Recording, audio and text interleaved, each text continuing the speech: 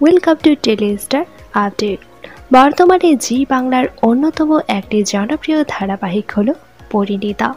এই ধারাবাহিকে প্রধান চরিত্রে দেখা যাচ্ছে ঈশানী চ্যাটার্জি এবং উদয় প্রতাপ সিংকে।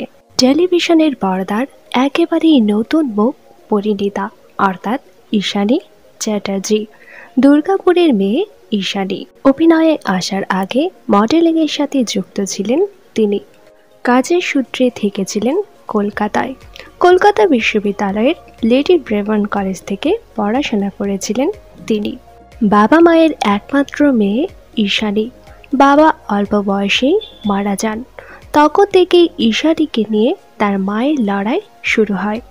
একটি ছোট্ট স্টলের মতো কামরার ঘরে তিনজন মিলে থাকতেন তারা।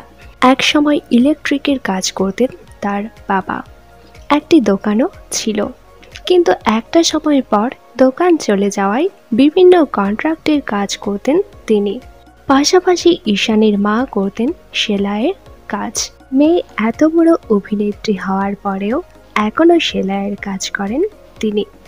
তার বাবার স্বপ্ন ছিল একটা বড় ঘর করার, যদিও সেই স্বপ্ন পূরণের আগেই মারা যান তিনি। বেশ স্ট্রাগল করে বড় হলেও বাবা মার আদরে ছিলেন তিনি। বর্তমানে কষ্ট করে সফলতার মুখ দেখতে পেয়েছেন ঈশানী। বর্তমানে ফ্ল্যাটে থাকেন তিনি, কিন্তু আগে বর্ষাকাল এলেই আতঙ্কে থাকতে হতো তাদের। জল পড়ে ঘর না ভেসে যায়।